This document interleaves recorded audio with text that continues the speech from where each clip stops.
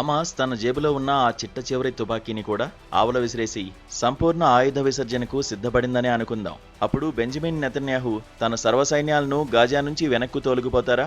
ఈ ప్రశ్నకు సమాధానం తెలిసిందే కనుక అమెరికా అధ్యక్షుడు ఎంతో ఆర్భాటంగా ఇటీవల ప్రకటించిన ఆ చారిత్రాత్మక ఒప్పందాన్ని ఇజ్రాయెల్ ప్రధాని తిరస్కరించడం ఆశ్చర్యం కలిగించదు.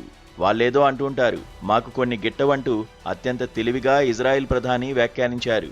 ఆయుధాలు వదిలి వాటిని అప్పగించడానికి హమాస్ అంగీకరించిందని, గాజా నుంచి ఇజ్రాయెల్ బలగాల ఉపసంహరణపై అంగీకారం కుదిరిందని ట్రంప్ సగర్వంగా ప్రకటించిన వారంలోనే నెతన్యాహు ఎంతో మర్యాదకరమైన భాషలో దాన్ని కొట్టిపారేశారు. మరిన్ని రక్తపటేరులు పారించడం వినా చొరబడిన గాజా నుంచి నెతన్యాహు కాలు వెనక్కి తీసుకోవడం జరిగే పని కాదని ఇజ్రాయెల్ చరిత్రే సాక్ష్యం.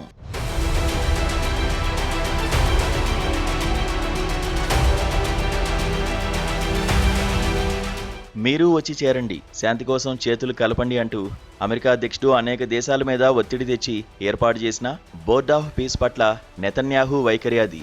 40 దేశాలు 6 నెలలుగా అన్ని పక్షాలతో చర్చలు జరిపి ట్రంప్ పరిభాషలో చెప్పుకోవాలంటే ఒక చారిత్రాత్మకమైన అవగాహన కుదిర్చిన వారంలోనే నెతన్యాహు దానిని కాదుపొమ్మన్నారు.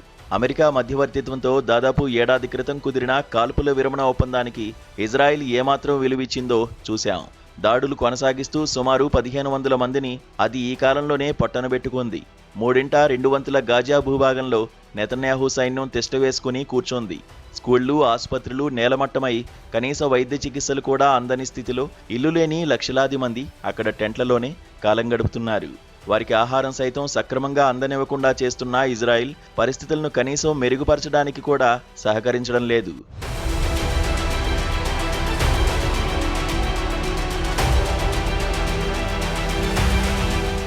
ఇప్పుడు బోర్డ్ ఆఫ్ పీస్ ప్రతిపాదించిన 15 పాయింట్ల డాక్యుమెంట్ను తిరస్కరిస్తూ హమాస్ తన దగ్గరున్న అన్ని ఆయుధాలను వదులుకుంటే తప్ప సైన్యాన్ని ఉపసంహరించడం జరగదని నెతన్యాహు అంటున్నారు.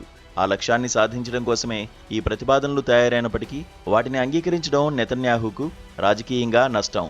హమాస్ ఎత్తుకుపోయిన ఇజ్రాయిలీ బందీలందరినీ సురక్షితంగా వెనక్కు తెస్తానని, హమాస్ని దుంపనాశనం చేస్తానని ప్రకటించి గాజా మీద యుద్ధానికి దిగిన నెతన్యాహు ఆ మాట నిలబెట్టుకోలేకపోయారు. ఇన్నేళ్ల తర్వాత కూడా హమాస్ను తుదముట్టించే పేరిట ఇజ్రాయెల్ విమానాలు సామాన్యులపై కురిపిస్తున్న బాంబులు, సైనికుల అకృత్యాలు చూస్తున్న ఇజ్రాయేలీలు నిజమేంటో గ్రహించలేకపోయారు. న్యాయస్థానంలో అవినీతి కేసులు ఎదుర్కొంటున్న నెతన్యాహును ఈ యుద్ధమే రక్షిస్తున్నందున అడపాదడపా దాడులతో ప్రస్తుత స్థితిని సాధ్యమైనంత ఎక్కువ కాలం కొనసాగించడం ఆయనకు అవసరం. దీనికి తోడు మరో 2 నెలల్లో ఇజ్రాయెల్లో ఎన్నికలు జరగాల్సి ఉంది.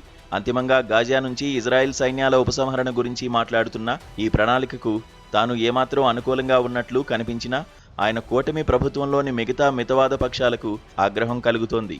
ప్రభుత్వం ప్రమాదంలో పడుతోంది.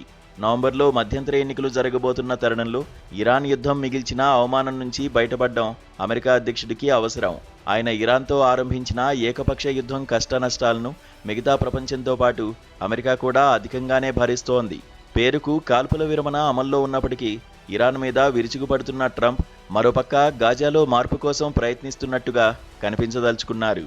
గాజా పునర్నిర్మాణం పేరిట ట్రంప్ ప్రకటించిన సదరు బోర్డ్ ఆఫ్ పీస్, దాని ప్రణాళికలు పాలస్తీనియన్ల ప్రయోజనాల కోసం కాక పెట్టుబడిదారులు గాజాను దోచుకునేందుకు ఉద్దేశించినవన్నది వేరే విషయం.